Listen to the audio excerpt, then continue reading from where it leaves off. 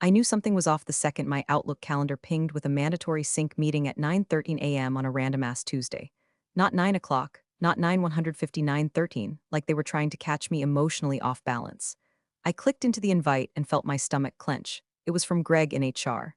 Subject line, realignment strategy touchpoint. That's corporate code for we're about to screw you without dinner or a kiss. When I walked into conference room B, the air smelled like new carpet glue and betrayal. Greg was already there, perched like a smug gargoyle on the corner of the table, and next to him, my boss, Martin. 12 years I gave that man. And there he was, eyes glued to a lukewarm cup of Starbucks like it held the meaning of life. Couldn't even look at me. Greg smiled like a used car salesman in a recession. Ashley, thanks for coming. I know this is short notice. My chair was already pulled out. They don't do that unless it's a firing, or a performance improvement plan, or a ritual sacrifice, apparently. Then came the speech. Oh, the speech. As part of our ongoing efforts to streamline operational efficiency and enhance cross-functional synergies, your role has been identified as redundant in the new org structure. Translation: we don't want to pay your senior salary anymore, so we found a college intern with a spreadsheet fetish to do your job for half the cost and none of the experience. I blinked, once, twice, waiting for Martin to say something, anything, but he just nodded like a malfunctioning bobblehead, refusing to raise those cowardly, watery eyes from his latte. I think I blacked out for a second because the next thing I knew, Greg was sliding a folder toward me like he was dealing blackjack at a table no one wanted to be at. Here's your separation packet, he said, as if he were handing me a party favor bag at a 6-year-old's birthday. You'll find the terms of your severance agreement inside, as well as information about COBRA coverage and final paycheck disbursement. We appreciate your service. Appreciate. That word hit me like a brick made of dry sarcasm and broken promises. Then came the kicker. As I opened my mouth, just barely, mind you, to ask why, Martin stood up like the meeting was already over. Greg will walk you out, he said, and bolted out the door like it was on fire. Walk me out, like I was a damn shoplifter. Like I hadn't trained 3 different departments through 2 acquisitions and a platform migration. Greg stood up and did that awkward HR half-smile that's supposed to say this isn't personal but really just screams I got a bonus for this.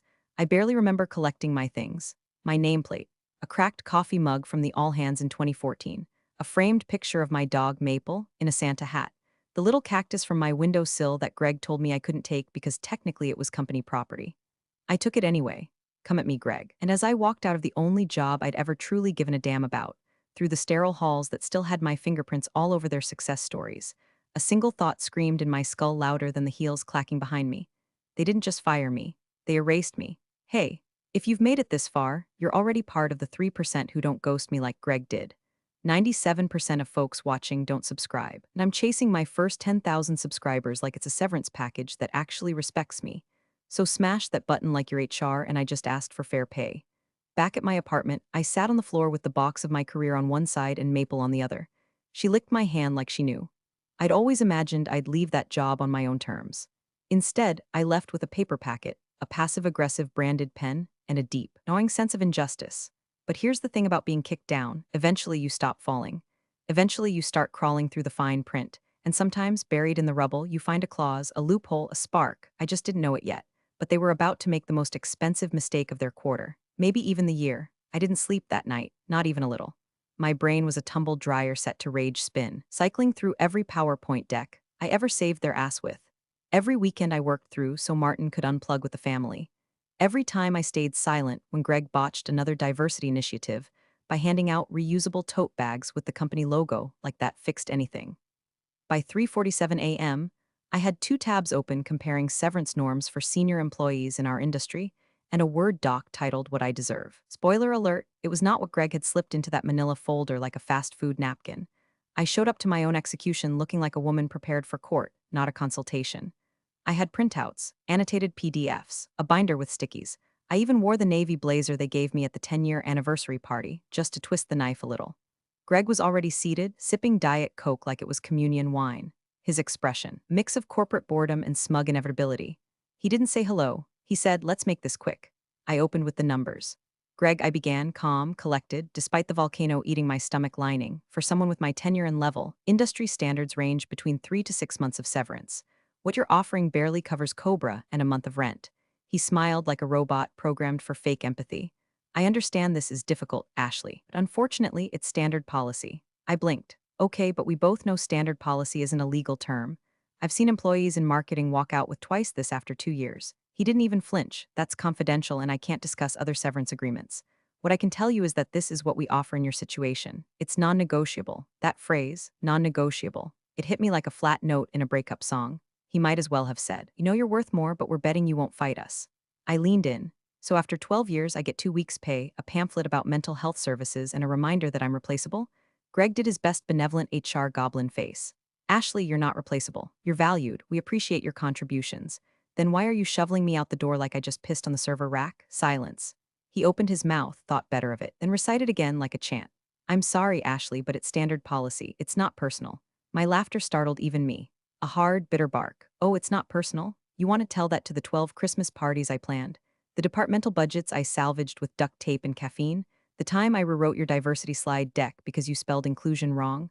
Greg's nostrils flared, which was the closest I've ever seen him get to a human emotion. "Understand you're upset, but this is the offer. It's final." And that's when it hit me they never expected me to ask. They put a price on my silence and assumed I'd be too broken, too tired, too loyal to question it, that I'd slink away with my little box of memories and cry into LinkedIn job alerts. But I wasn't just angry. I was insulted. They weren't even trying to pretend this was fair. They wanted clean hands and a quiet exit, a quick burial. No mess. No noise, no trace. Greg pushed the folder across the table again like it was a peace offering. "Just sign and we can get your final paycheck processed." I stared at it. At the half-assed severance, the NDA clause, the line that said I waived all future claims against the company. And something in my chest, something old and flammable, lit itself on fire. "I'll review it," I said flatly, standing. Greg blinked. "You're not signing, not today. Not until I have someone else look at it." His face twitched. "You're entitled to seek counsel, of course. But just so you know, nothing will change. It's standard Poli if you say that phrase one more time. I cut in, I swear to God I will tattoo it across your forehead in Comic Sans." I walked out, binder in hand, head high. And for the first time since they'd yanked the floor out from under me, I didn't feel like a victim. I felt like a woman who was done playing nice. I'd never realized how many damn company documents I'd hoarded until I started feeding them to the shredder like they owed me money. Manuals, memos, old pay stubs, pointless employee appreciation certificates, they all went through the blades in a cathartic blur. Somewhere between the 2020 performance goals and my 10-year anniversary card, signed by people who clearly couldn't be bothered to learn how to spell my name right, I opened a second bottle of wine and gave myself permission to spiral. My living room looked like the aftermath of a tax audit, and a nervous breakdown had a baby. Maple, my dog, sat on the couch with the same quiet judgment I imagined Greg's HR handbook was full of. I raised my glass to her. To 12 years of loyalty, I slurred, and 2 weeks of severance. Cheers, corporate America. The shredder jammed halfway through a stack of quarterly vision alignment handouts, and I took that as a cosmic sign to sit the hell down. My fingers hurt, my heart ached. I had nothing left to prove and nothing worth keeping. Except, buried in an old leather accordion folder wedged behind a stack of unused business cards, I found it, my original employment offer, dated February 6, 2012. The paper was yellowed at the corners, still carrying the faint chemical scent of HR printer ink and hope. I remember signing it while buzzing with excitement. I'd just gotten out of a miserable job at a startup where the CEO thought benefits meant access to his Spotify account. This offer had felt like real security. I flipped through the pages half-drunk, expecting nothing but standard jargon and broken promises. The base salary, the vacation accrual, already irrelevant. The part about the ergonomic assessment I never got. And then, deeper in, past the NDA clause and the forced arbitration agreement, in a section I'd skipped 12 years ago because my eyes had glazed over halfway through, "All unvested shares under the Employee Equity Incentive Plan shall become fully vested upon termination of employment by the company without cause." I blinked, then blinked again. Wait, what? I read it 5 more times, each word slowly burning into my brain like a sunrise you weren't expecting. Fully vested upon termination without cause. Greg's exact words had been, "This restructuring isn't about performance. It's not personal." Meaning they didn't fire me for cause. Meaning every single one of those shares, those dusty, forgotten, unvested shares from the initial grant and every refresh they slipped in over the years could now be mine. Not maybe, not subject to review, not pending approval. Mine. Hope isn't always warm and gentle. Sometimes it comes sharp-edged and trembling, the way lightning splits a dead tree. I sat frozen for a long moment, gripping that paper like it might vanish if I moved. A crack began to form in the heavy cloud of despair hanging over me, just a sliver of light, but it was enough. I fumbled for my phone and took a picture of the clause. Then I took another. Then a video, just in case the universe decided to crash my phone out of spite. I didn't know the value of the shares off the top of my head. I didn't know how many were still technically pending, or what the market price looked like post-acquisition. But I did know one thing. Greg and his smug little folder had just handed me a legal loaded gun. And they were too arrogant to realize they'd put the bullet in the chamber themselves. I Googled employment lawyer equity clause and fell down a rabbit hole of LinkedIn bios and Yelp reviews, but none of them felt right until I saw her name. Brenda Choi, boutique employment law specialist. Worked out of a modest suite above a laundromat. No flashy graphics, no bullshit slogans, just 5-star reviews and one testimonial that said, Brenda made my old company wish they'd never hired me. Perfect. I didn't sleep much that night either. But this time, it wasn't because I was spiraling. It was because I was planning. The law office looked like it hadn't been redecorated since Bush was in office, the first one. No glass doors, no espresso machine, no receptionists in pencil skirts offering cucumber water. Just a scratched wooden placard that read Brenda Choi-esque, and a bell that sounded like it belonged in an old-timey general store. I rang it once. Nothing. Rang it again and heard a muffled voice from behind a door. Yeah, I heard you. Come in unless you're selling toner. I stepped inside and immediately tripped over a box labeled Deposition Transcripts 2016. The whole place smelled like strong coffee and overworked laser printers. A fan whirred in the corner, oscillating over a precarious tower of manila folders. Behind a cluttered desk sat a woman in a flannel shirt and Converse sneakers, reading something on a tablet with one eye narrowed like it owed her money. Brenda Choi looked nothing like the Harvard-polished lawyers I had imagined during my insomnia-fueled Googling. She looked like she could beat someone at poker and then represent them in court the next day. You're Ashley, she said without standing. My friend Jamie says you got hosed. Sit down. Let's hear the damage. I hesitated for a beat. The wine-fueled confidence from last night had worn off, and suddenly I felt like maybe I'd overreacted, like maybe the clause wasn't as powerful as I hoped, like maybe I'd made a fool of myself. But then Brenda raised an eyebrow and gestured with her pen. Clock's ticking, and I don't do emotional support.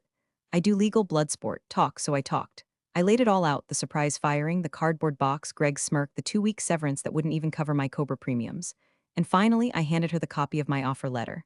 Page 6, I said, last paragraph. She didn't react at first, just read, then reread, and set the paper down slowly and leaned back like a lion after spotting a limping gazelle.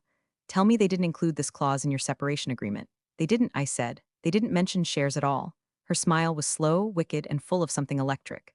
Oh, they are going to regret being so standard. Something inside me clicked. It wasn't just that I'd found a lawyer. I'd found my lawyer. Brenda wasn't here to gently negotiate. She was here to wreck houseplints and take names. They might argue it doesn't apply to you anymore, I said, my voice unsure despite the caffeine and adrenaline trying to prop me up. Brenda snorted. They can argue the moon's made of cheese. Doesn't mean it'll hold up in arbitration. This clause is clean, airtight, and stupidly specific.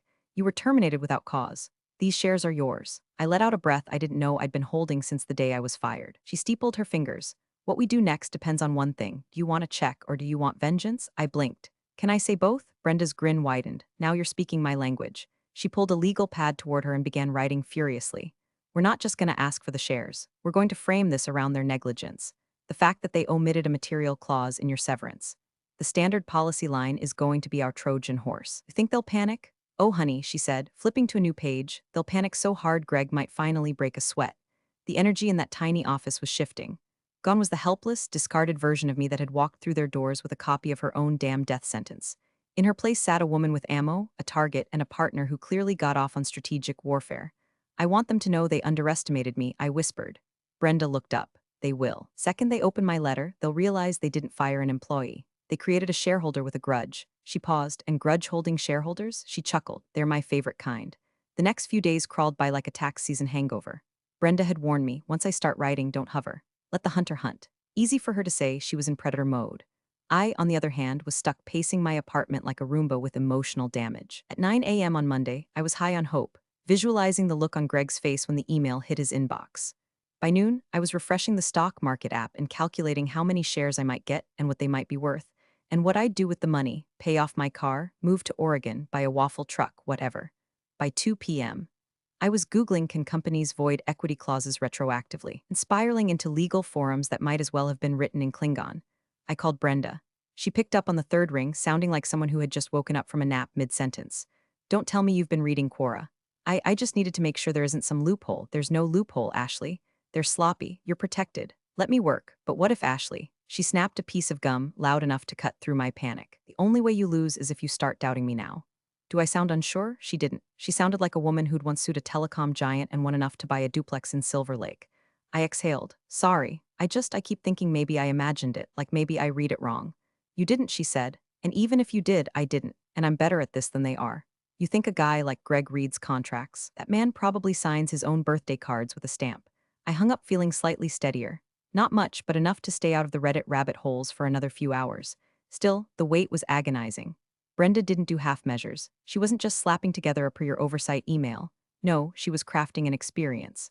The kind of legal correspondence that made CFOs sweat through their dry clean-only slacks. Tone matters, she told me. We're not begging, we're not even demanding. We're educating them gently on how spectacularly they've FK'd up. Her plan was layered. First, quote the clause, direct and undeniable. Then, cite the moment in the exit interview when Greg repeated standard policy like a malfunctioning toy parrot.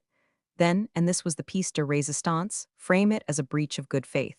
You don't have to disclose every benefit in a severance package, Brenda explained. When you hand someone a document that conveniently omits $1 million clause, it starts to smell like willful concealment.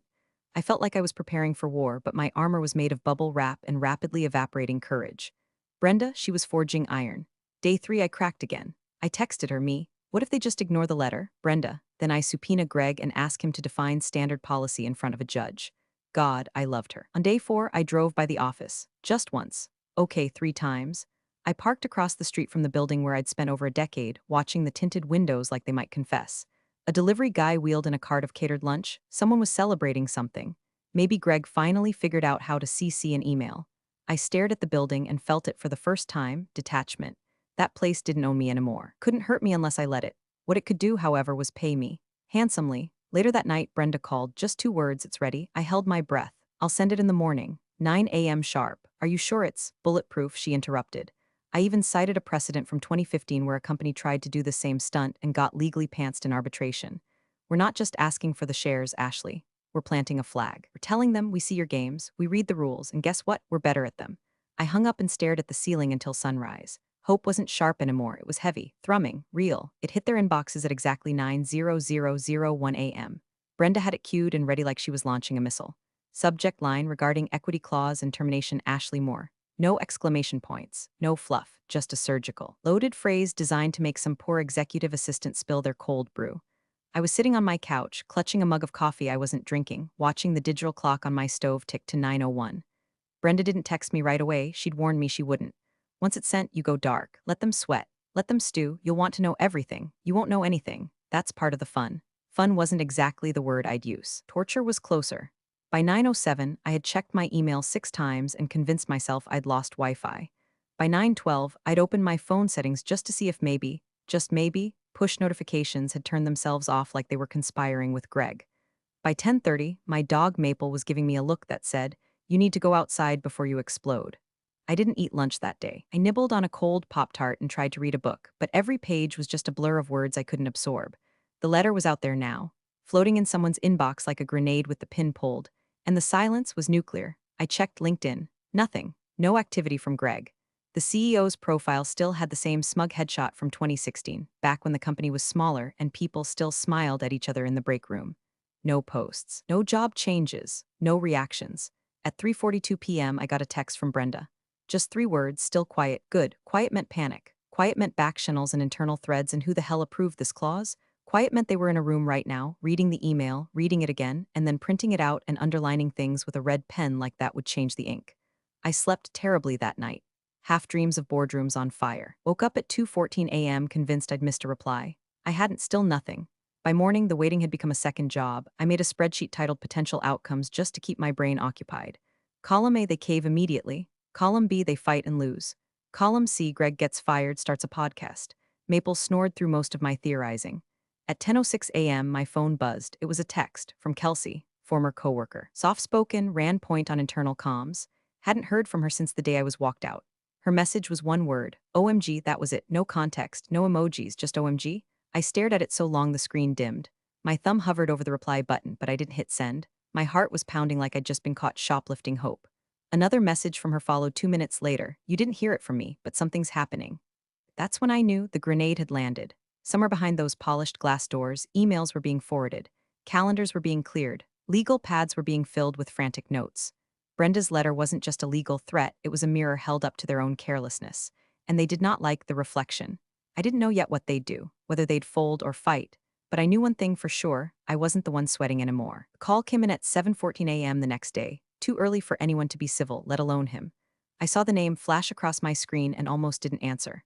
Martin, my old boss, human wallpaper. A man who once called me his work wife in a meeting and then blamed me when I didn't laugh hard enough at his joke about women in IT. I let it ring once, twice. On the third, curiosity beat contempt. Hello? I answered, already bracing. There was no greeting. Ashley, what the hell did you do? His voice was ragged, not angry, panicked, like a man waking up in a burning house and realizing he's the one who left the stove on. I leaned back into the couch and sipped my coffee, suddenly calm.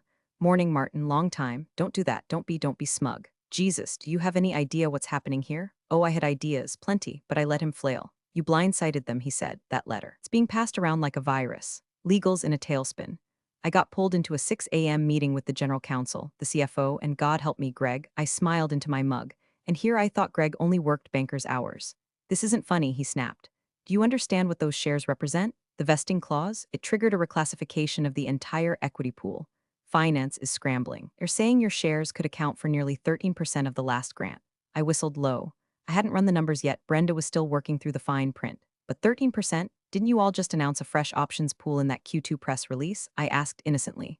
Martin groaned. Exactly. You were still on that list. You were supposed to phase out of eligibility after your next review cycle, but they forgot to update the roster in time. Your termination went through before the HRIS system processed the update.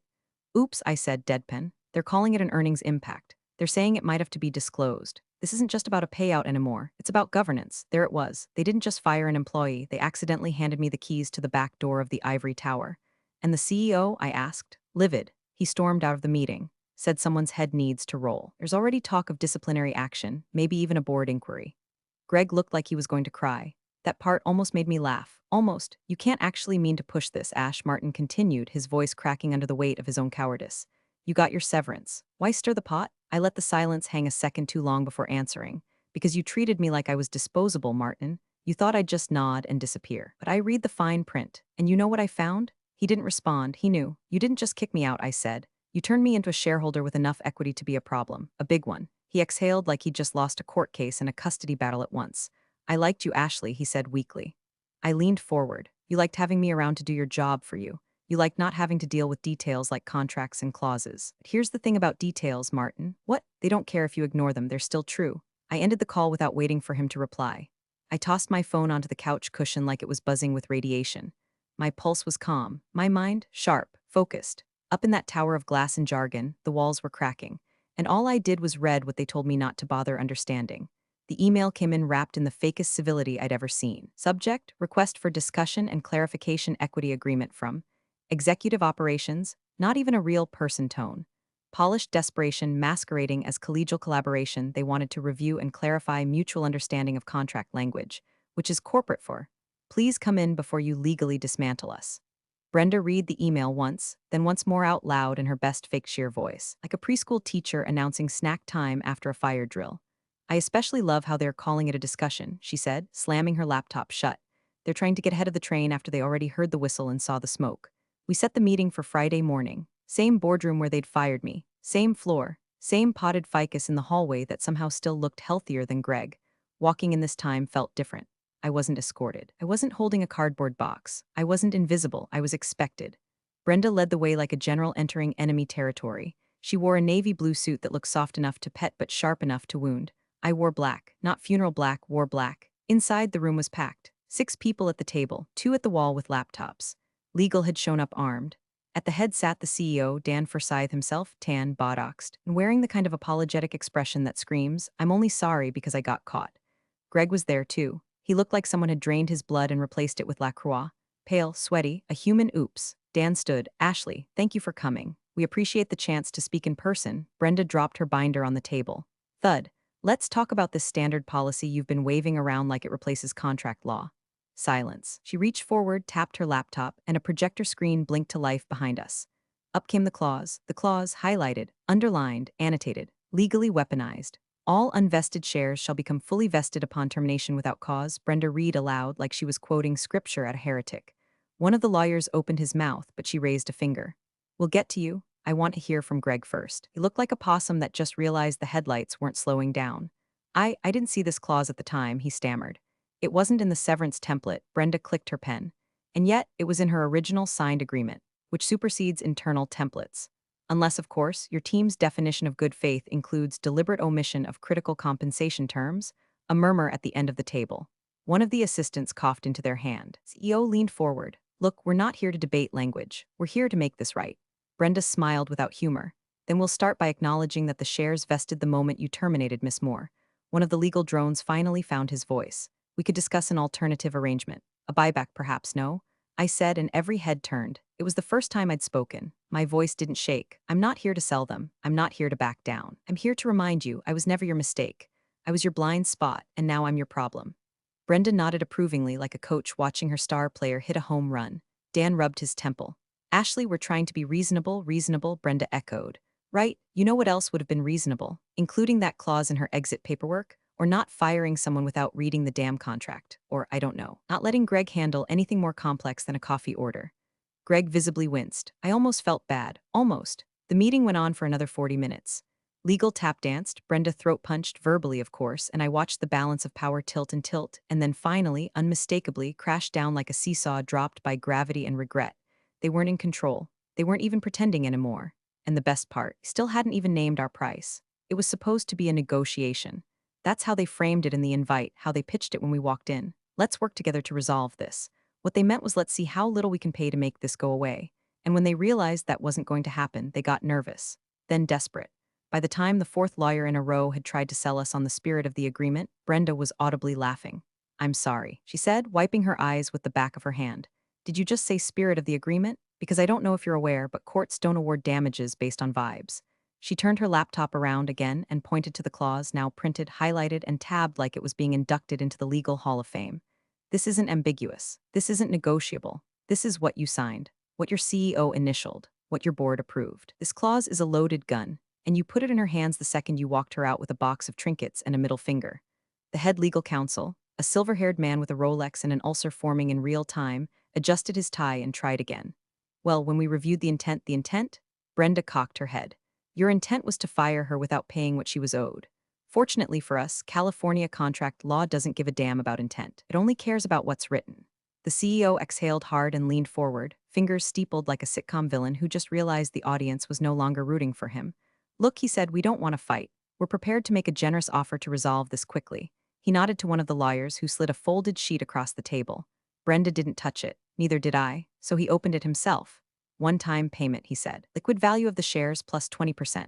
Clean. Final. We wire it today, you sign an NDA, and everyone walks away happy. I looked at the number. It was insulting. Maybe a third of what the shares were worth if I held them through Q4. Maybe a tenth of what they'd be if the company's pending merger went through. It wasn't an offer. It was a muzzle with a ribbon on it. I looked him dead in the eyes. No, his smile faltered. No, I said calmly. That's not even close. And I'm not interested in silence. I turned to Brenda. She straightened her blazer like she'd been waiting for the green light. Let me be clear, she said, her tone now cold and precise. You have two options.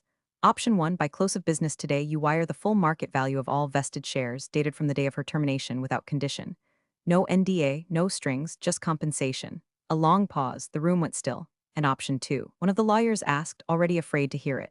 Brenda smiled. Option 2, she keeps the shares, becomes an active shareholder. Starts filing motions. The first, a demand to audit the company's employee termination practices, specifically those related to equity suppression. We'll also be asking for board meeting minutes, executive comp plans, and Greg's training credentials. Greg whimpered. And just so we're all aligned, she added sweetly, I'll be exercising those rights publicly. Which means press coverage, which means shareholder calls, which means the words bad faith termination and governance failure start appearing in places your investors can see. The color drained from the CEO's face like someone had unplugged him. I leaned in, folding my hands neatly. You treated me like I was disposable, I said. Now I'm the crack in your balance sheet, so either pay me what I'm owed. Watch me sit in the next shareholders meeting and ask Greg to define standard policy on the record. Dead silence. Then the CEO turned to legal and said, voice tight as piano wire, draft the wire paperwork. No handshake, no apology, just an ending. As we walked out past the same receptionist who once asked me to refill the coffee pod drawer, I felt lighter than I had in months. Brenda nudged me as the elevator doors opened. They'll remember this one, she said. You didn't just get even, you got equity. And when the wire hit my account 4 hours later, 7 digits deep, I didn't pop champagne or post a humble brag on LinkedIn. I just fed Maple a second dinner and deleted every email folder with that company's name on it. They erased me. And I came back as a shareholder. Appreciate you sticking around, you legends of the break room. Subscribe for more chaos. Let's make your old managers spill their coffee in fear.